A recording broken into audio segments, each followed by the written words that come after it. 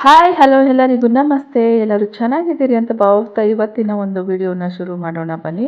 ಇವತ್ತಿನ ವಿಡಿಯೋ ಏನಪ್ಪ ಅಂದರೆ ಇವತ್ತಿನ ವಿಷಯ ಬಂದು ಸ್ಕಿನ್ ಕೇರ್ ಬಗ್ಗೆ, ಅದರಲ್ಲೂ ಮುಖ್ಯವಾಗಿ ನಮ್ಮ ಫೇಸಿನ ಸ್ಕಿನ್ ಕೇರ್ ಬಗ್ಗೆ ತಿಳ್ಕೊಳ್ಳೋಣ. ಯಾರಿಗೆಲ್ಲ ಫೇಸಲ್ಲಿ ಪಿಗ್ಮೆಂಟೇಷನು ಅಥವಾ ಬಂಗು ಅಂತ ಹೇಳ್ತೀವಿ, ಹಾಗೆ ಹ್ಯಾಕ್ನಿ, ಪಿಂಪಲ್ಸು ಮತ್ತು ಡಾರ್ಕ್ ಸರ್ಕಲ್ಲು, ಅನಿವನ್ ಪ್ಯಾಚಸ್ಸು ಈ ರೀತಿ ಎಲ್ಲ ಫೇಸ್ ಮಾಡ್ತಿರ್ತೀವಿ.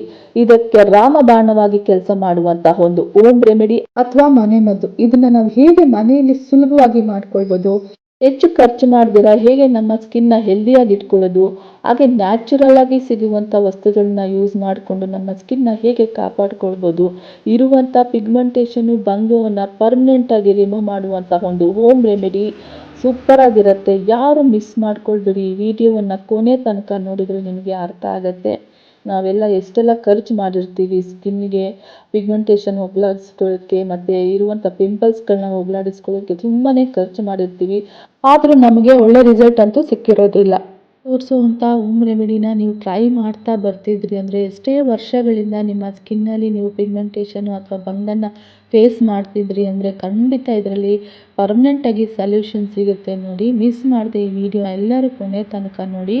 ಅದಕ್ಕಿಂತ ಮುಂಚಿತವಾಗಿ ಯಾರೆಲ್ಲ ನನ್ನ ಚಾನಲ್ಗೆ ಸಬ್ಸ್ಕ್ರೈಬ್ ಮಾಡ್ಕೊಂಡಿಲ್ಲ ಅಂದರೆ ಬೇಗನೆ ಸಬ್ಸ್ಕ್ರೈಬ್ ಮಾಡ್ಕೊಳ್ಳಿ, ಲೈಕ್ ಮಾಡಿ, ಶೇರ್ ಮಾಡಿ, ಕಮೆಂಟ್ ಮಾಡಿ ಅಂತ ಹೇಳ್ತಾ ಇವತ್ತಿನ ವಿಡಿಯೋನ ಶುರು ಮಾಡೋಣ ಬನ್ನಿ. ಯಾವ ರೀತಿ ಇದನ್ನು ನಾವು ಮಾಡ್ಕೊಳ್ಬೋದು ಮನೆಯಲ್ಲಿ ಸುಲಭವಾಗಿ ಅಂತೇಳಿ ತೋರಿಸ್ಕೊಡ್ತೀನಿ.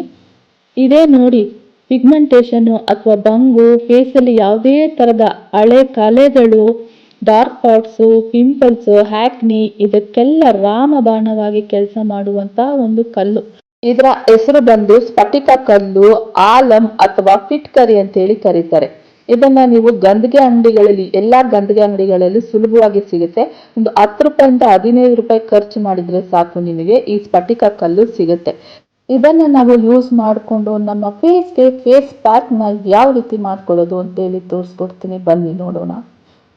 ಈ ಸ್ಫಟಿಕ ಕಲ್ಲು ಇನ್ನೂ ಸ್ವಲ್ಪ ದೊಡ್ಡ ದೊಡ್ಡ ಪೀಸಸ್ ಇತ್ತು, ನಾನು ಅದನ್ನು ಕಟ್ ಮಾಡ್ಕೊಂಡು ಇಟ್ಕೊಂಡಿದ್ದೆ ಆಲ್ರೆಡಿ. ಯಾಕಂದರೆ ಕಲ್ಲಿಗೆ ಹಾಕ್ಕೊಂಡು ಕುಟ್ಕೊಳ್ಳೋಕ್ಕೆ ಈಸಿ ಆಗತ್ತೆ ಅಂತೇಳಿ ನಾನು ಈಗ ನಿಮಗೆ ತೋರಿಸೋದಕ್ಕಾಗಿ ಸ್ವಲ್ಪ ಹಾಕ್ಕೊಂಡು ನಾನು ಪೌಡ್ರ್ ಮಾಡ್ಕೊಳ್ತಾ ಇದ್ದೀನಿ. ಈ ರೀತಿ ಸ್ವಲ್ಪ ಸ್ವಲ್ಪ ಹಾಕ್ಕೊಂಡು ಕಟ್ ಮಾಡ್ಕೊಳ್ತೀನಿ, ಅಂದರೆ ಕುಟ್ಕೊಳ್ತೀನಿ. ಸ್ವಲ್ಪ ಸ್ವಲ್ಪ ಪೀಸಸ್, ಸಣ್ಣ ಸಣ್ಣ ಪೀಸಸ್ ಆದರೆ ನಮಗೆ ಮಿಕ್ಸಿ ಜಾರಿಗೆ ಹಾಕ್ಕೊಳ್ಳೋಕ್ಕೆ ಈಸಿ ಆಗುತ್ತೆ, ಪೌಡ್ರ್ ಆಗೋಕ್ಕೂ ಈಸಿ ಆಗುತ್ತೆ ಅಂತೇಳಿ ನಾನು ಈ ರೀತಿ ನೋಡಿ ಸ್ವಲ್ಪ ಪುಡಿ ಮಾಡ್ಕೊಂಡಿದ್ದೀನಿ. ಈಗ ಇದನ್ನು ನಾನು ಮಿಕ್ಸಿ ಜಾರಿಗೆ ಹಾಕ್ಕೊಳ್ತೀನಿ. ಈ ರೀತಿ ಎಲ್ಲ ಮಿಕ್ಸಿ ಜಾರಿಗೆ ಹಾಕ್ಕೊಂಡ್ಬಿಟ್ಟು ಇದನ್ನು ನಾನು ನೈಸ್ ಪೌಡರ್ ರೀತಿ ಇದನ್ನು ಮಿಕ್ಸಿಗೆ ಹಾಕಿ ಪೌಡರ್ ಮಾಡ್ಕೊಂಡು ಬರಬೇಕು. ನೋಡಿ, ನಾನು ಈ ರೀತಿ ಫುಲ್ಲು ನೈಸಾಗಿ ಮಾಡ್ಕೊಂಡು ಬಂದಿದ್ದೀನಿ. ಹೀಗೆ ಇದನ್ನು ನಾವು ಹಾಗೇ ಯೂಸ್ ಮಾಡೋಕ್ಕಾಗೋದಿಲ್ಲ, ಸ್ವಲ್ಪ ಸ್ಟ್ರೈನ್ ಮಾಡ್ಕೊಳ್ಬೇಕಾಗತ್ತೆ. ಈಗ ಇದನ್ನು ನಾನು ಒಂದು ಸ್ಟ್ರೈನರಲ್ಲಿ, ಯಾವುದಾದ್ರೂ ಒಂದು ಕಾಫಿ ಸ್ಟ್ರೈನರಲ್ಲಿ ತೊಗೊಂಡ್ಬಿಟ್ಟು ನಮಗೆ ಫುಲ್ಲು ಸ್ಟ್ರೈನ್ ಮಾಡಿ ಇಟ್ಕೊಂಡ್ಬಿಡೋಣ, ಯಾವಾಗ ಬೇಕು ಆವಾಗ ಯೂಸ್ ಮಾಡ್ಕೊಳ್ಬೇಕಲ್ವ. ಈಗ ಈ ರೀತಿ ನಾನು ಇದನ್ನು ಸ್ಟ್ರೈನ್ ಮಾಡ್ಕೊಂಡ್ಬಿಡ್ತೀನಿ. ಇನ್ನೂ ನೈಸಾಗಿ ಸಿಗುತ್ತೆ ನಮಗೆ, ಫುಲ್ಲು ಸಾಫ್ಟಾಗಿ ಸಿಗುತ್ತೆ, ಒಳ್ಳೆ ಪೌಡರ್ ರೀತಿಯೇ ನಮಗೆ ಸಿಗುತ್ತೆ ಈ ರೀತಿ ಮಾಡ್ಕೊಳ್ಳೋದ್ರಿಂದ. ಈ ರೀತಿ ನಾವು ಸ್ಟ್ರೈನ್ ಮಾಡ್ಕೊಳ್ಬೇಕಾಗತ್ತೆ. ನೋಡಿ ಎಷ್ಟು ನೈಸಾಗಿ ಸಿಗ್ತಾ ಇದೆ ಅಂತೇಳಿ. ನಾನು ಇದನ್ನೆಲ್ಲ ಪೌಡರ್ ಮಾಡಿ ಇಟ್ಕೊಂಡ್ಬಿಡ್ತೀನಿ. ಪೌಡರ್ ಮಾಡಿ ಒಂದು ಕಂಟೈನರ್ನಲ್ಲಿ ಇದನ್ನು ನಾನು ಸೇವ್ ಮಾಡಿ ಇಟ್ಕೊಳ್ತೀನಿ. ತುಂಬಾ ಯೂಸ್ ಆದಂಥ ಒಂದು ಪ್ರಾಡಕ್ಟ್ ಇದು ನನಗೆ, ಹಾಗಾಗಿ ನಾನು ಇದು ಫುಲ್ ರೆಡಿ ಮಾಡಿ ಇಟ್ಕೊಂಡ್ಬಿಡ್ತೀನಿ ಪೌಡರ್ ಮಾಡಿ. ನೋಡಿ, ನಾನೀಗ ಪೌಡರ್ ಮಾಡಿದ್ದು, ಸ್ಟ್ರೈನ್ ಮಾಡಿದ್ದು ಎಲ್ಲ ಈ ರೀತಿ ಸಿಕ್ಕಿದೆ. ಒಂದು ಬೌಲಲ್ಲಿ ಇಟ್ಕೊಂಡಿದ್ದೀನಿ. ನಾನು ಇದನ್ನು ಒಂದು ಯಾವುದಾದ್ರು ಒಂದು ಏರ್ ಕಂಟೈನರಲ್ಲಿ ಹಾಕ್ಕೊಂಡು ಇಟ್ಕೊಳ್ಬೇಕು, ಏರ್ ಕಂಟೈನರಲ್ಲಿ. ಈಗ ನೋಡಿ ಎಷ್ಟು ತೊಗೊಳ್ಬೇಕು ಅನ್ನೋದನ್ನು ಏನಾಗಿ ನೋಡ್ಕೊಳ್ಳಿ. ನಾನು 1 ಟೇಬಲ್ ಸ್ಪೂನಲ್ಲಿ ಅರ್ಧ ಸ್ಪೂನ್ ಆಗುವಷ್ಟು ಅಷ್ಟೇ ತೊಗೊಂಡಿದ್ದೀನಿ. ಇಷ್ಟು ತೊಗೊಂಡ್ರೆ ಸಾಕು ಒಂದು ಸರಿ ಫೇಸ್ ಪ್ಯಾಕಿಗೆ. ಈಗ ನಾನು ಇದಕ್ಕೆ ಏನೇನು ಯೂಸ್ ಮಾಡ್ತೀನಿ ಅಂತೇಳಿ ನೋಡೋಣ ಬನ್ನಿ. ಒಂದು ಅರ್ಧ ಟೀ ಸ್ಪೂನ್ ಆಗುವಷ್ಟು ಸ್ಫಟಿಕ ಕಲ್ಲಿನ ಪೌಡ್ರ್ ಹಾಕ್ಕೊಂಡಿದ್ದೀನಿ. ಹಾಗೆ ಇಲ್ಲಿ ನಾನು ಅಲೋವೆರಾ ಜೆಲ್ಲನ್ನು ಹಾಕ್ಕೊಳ್ತೀನಿ, 1 ಸ್ಪೂನ್ ಆಗುವಷ್ಟು. ನಿಮಗೆ ನ್ಯಾಚುರಲ್ ಆಗಿ ಸಿಕ್ಕಿದ್ರೆ ಅದನ್ನು ಕೂಡ ಯೂಸ್ ಮಾಡ್ಬೋದು. ನನಗೆ ಈಗ ಅರ್ಜೆಂಟಾಗಿ ನನಗೆ ಇಲ್ಲಿ ಕ್ರೀಮ್ ರೀತಿಯೇ ಸಿಕ್ಕಿರೋದ್ರಿಂದ ನಾನು ರೆಡಿಮೇಡ್ ಜೆಲ್ಲನ್ನು ಹಾಕ್ಕೊಳ್ತಾ ಇದ್ದೀನಿ. ಮತ್ತು ಹಾಗೆ ಇಲ್ಲಿ ನಾನು 1 ಸ್ಪೂನ್ ಆಗುವಷ್ಟು ಅಲೋವೆರಾ ಜೆಲ್ ಹಾಕ್ಕೊಂಡಾಯಿತು. ಹಾಗೆ ನಾನು ಇಲ್ಲಿ 1 ಸ್ಪೂನ್ ಆಗುವಷ್ಟು ಪ್ಯೂರ್ ಹನಿಯನ್ನು ಹಾಕ್ಕೊಳ್ತೀನಿ, ನ್ಯಾಚುರಲ್ ಹನಿ ಇದು. ನೀವು ಕೂಡ ಯಾವುದಿರುತ್ತೆ ನಿಮಗೆ ಅವೈಲಬಲ್ ಅದನ್ನು ಹಾಕ್ಕೊಳ್ಳಿ. ನಾನು ಇಲ್ಲಿ ನ್ಯಾಚುರಲಾಗಿ ಸಿಕ್ಕಂಥ 1 ಸ್ಪೂನ್ ಆಗುವಷ್ಟು ಹನಿಯನ್ನು ಹಾಕ್ಕೊಳ್ತೀನಿ. ಮತ್ತು ನಾನು ಈಗ ಇಲ್ಲಿ ಒಂದು ವಿಟಮಿನ್ ಇ ಕ್ಯಾಪ್ಸಲ್ನ ಹಾಕ್ಕೊಳ್ತೀನಿ ಇದ್ರ ಜೊತೆಗೆ. ಮತ್ತು ಇದು ಡ್ರೈ ಸ್ಕಿನ್ನವರಿಗೆ ಮೋಸ್ಟ್ ಇಂಪಾರ್ಟೆಂಟ್ ಹಾಕ್ಕೊಳ್ಳೇಬೇಕಾಗತ್ತೆ.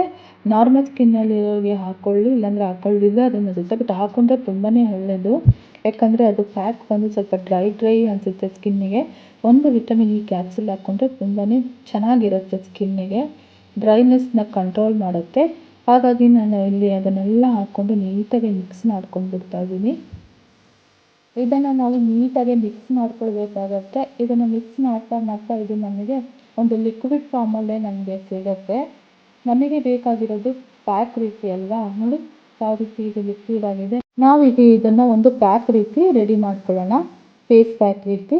ಅದಕ್ಕೆ ನಾನು ಇಲ್ಲಿ 1 ಸ್ಪೂನ್ ಆಗೋಷ್ಟು ಕಡಲೆ ಹಿಟ್ಟನ್ನು ಹಾಕ್ಕೊಳ್ತೀನಿ.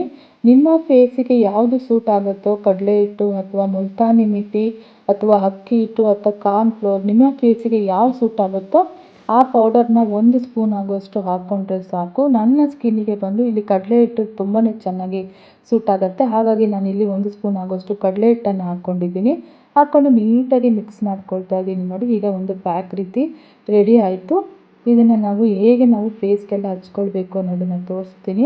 ಇದನ್ನು ನೀವು ಹಚ್ಕೊಳ್ಳೋಕೆ ಮುಂಚೆ ಫಸ್ಟ್ ಪ್ರಿಪ್ರೇಷನ್ ಏನು ಮಾಡ್ಕೋಬೇಕು ಅಂದರೆ, ನೀವು ಇದನ್ನು ಫೇಸ್ಗೆ ಹಚ್ಚೋಕ್ಕೆ ಮುಂಚೆ ನಿಮಗೆ ಕೈಗೆ ಎಲ್ಲಾದರೂ ಒಂದು ಸೈಡ್ನ ಸ್ವಲ್ಪ ಪ್ಯಾಕ್ನ ಹಚ್ಕೊಂಡು ಒಂದು 15 ನಿಮಿಷ ಹಾಗೆ ಬಿಟ್ಕೊಳ್ಳಿ.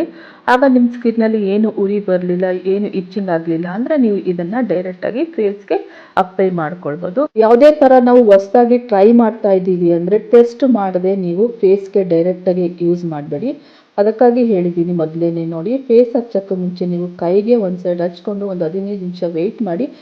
ಸ್ಕಿನ್ಗೆ ಯಾವುದೇ ಥರ ಇಚ್ಚಿಂಗ್ ಆಗಲಿ ಅಥವಾ ಉರಿ ಆಗಲಿ ನಿಮ್ಗೆ ಏನೂ ಆಗಲಿಲ್ಲ ಅಂದಾಗ ಇದನ್ನು ನೀವು ಫೇಸ್ಗೆ ಡೈರೆಕ್ಟಾಗಿ ಹಚ್ಕೊಳ್ಬೋದು.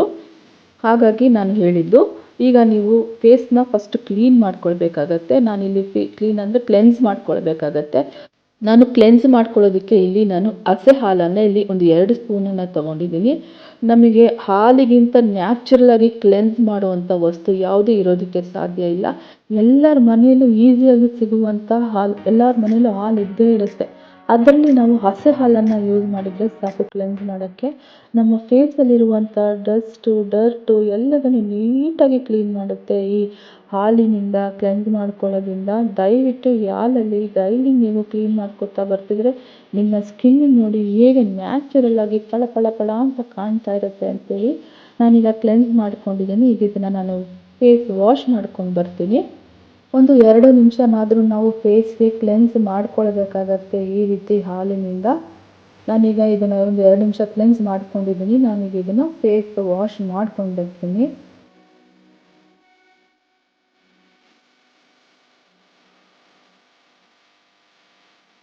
ಈಗ ಫೇಸ್ ವಾಶ್ ಮಾಡ್ಕೊಂಡು ಬಂದಿದ್ದೀನಿ. ಈಗ ನಾವು ಇದನ್ನು ಒರೆಸ್ಕೊಳ್ಳೋಣ. ಆದರೆ ಡ್ರೈ ಆಗೋ ರೀತಿ ಒರೆಸ್ಕೋಬಾರ್ದು. ಸ್ವಲ್ಪ ಸ್ಕಿನ್ನಲ್ಲಿ ಮಾಯ್ಶ್ಚರ್ ಆಗೇ ಇರಬೇಕು, ಆ ರೀತಿ ಒರೆಸ್ಕೋಬೇಕು ಅಷ್ಟೇ. ತೇವಾಂಶ ಹಾಗೆ ಸ್ವಲ್ಪ ಇರಬೇಕು ಸ್ಕಿನ್ನಲ್ಲಿ, ತುಂಬ ಡ್ರೈ ಮಾಡ್ಕೊಳ್ಬಾರ್ದು ಸ್ಕಿನ್ನ. ಈಗ ನಾವು ಫೇಸ್ಗೆ ಯಾವ ರೀತಿ ಪ್ಯಾಕ್ನ ಹಚ್ಕೊಳ್ಳೋದು ಅಂತೇಳಿ ತೋರಿಸ್ತೀನಿ ಬನ್ನಿ.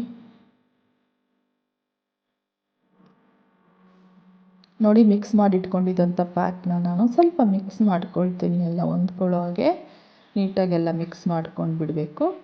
ಈ ರೀತಿ ಮಿಕ್ಸ್ ಮಾಡಿಕೊಂಡು ನಾವು ಪ್ಯಾಕ್ನ ಯಾವ ರೀತಿ ಹಚ್ಕೋಬೇಕು ಅಂದರೆ, ಯಾವಾಗಲೂ ನಾವು ಕೆಳಗಿಂದ ಮೇಲ್ಗಡೆ ಪೋರ್ಷನ್ನಿಗೆ ಹಚ್ಕೊಳ್ತಾ ಬರಬೇಕು. ಅಂದರೆ ನೆಕ್ ಪೋರ್ಷನ್ನಿಂದ ನಮ್ಮ ಫೇಸ್ ಸ್ಕಿನ್ನಿಗೆ ಅಂದರೆ ಮೇಲ್ಗಡೆ ಭಾಗಕ್ಕೆ ಹಚ್ಕೊಳ್ತಾ ಬರಬೇಕು.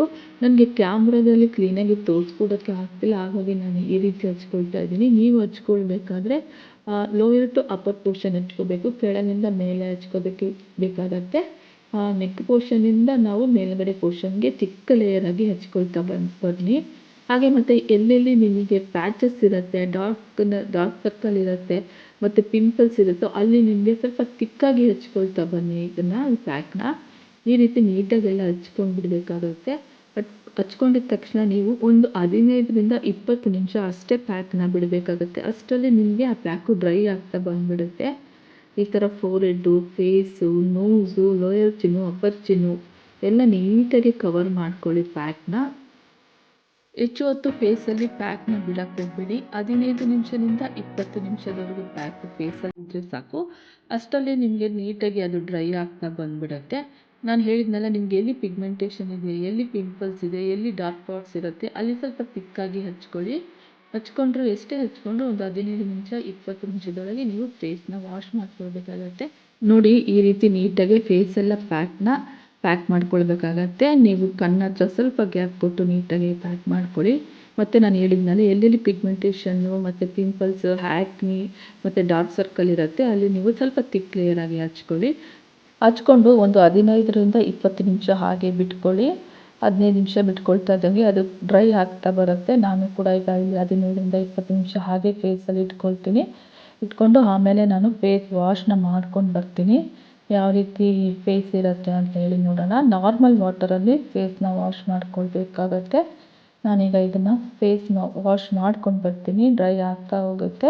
15 ನಿಮಿಷದ ನಂತರ ಸಿಗೋಣ ಆಯಿತಾ. ಈಗ ನಾನು ಫೇಸ್ ವಾಶ್ ಮಾಡ್ಕೊಂಡು ಬಂದಿದ್ದೀನಿ ನೋಡಿ. ಈ ರೀತಿ ಫೇಸ್ ವಾಶ್ ಮಾಡ್ಕೊಂಡು ಬಂದಿದ್ದೀನಿ. ಡ್ರೈಯಾಗಿ ಒರೆಸ್ಕೊಳ್ಬೇಡಿ, ಹಾಗೆ ಸ್ವಲ್ಪ ಮಾಯ್ಶ್ಚರ್ ಸ್ಕಿನ್ನಲ್ಲಿ ಇರೋ ರೀತಿಯೇ ಒರೆಸ್ಕೊಳ್ಳಿ. ಸ್ವಲ್ಪ ನಿಮಗೆ ಸ್ವಲ್ಪ ಡ್ರೈ ಅನಿಸುತ್ತೆ, ಪರವಾಗಿಲ್ಲ. ಬಟ್ ನೋಡಿ ಸ್ಕಿನ್ ಯಾವ ರೀತಿ ಫಳ ಫಳ ಅಂತ ಇದೆ ಅಂತೇಳಿ.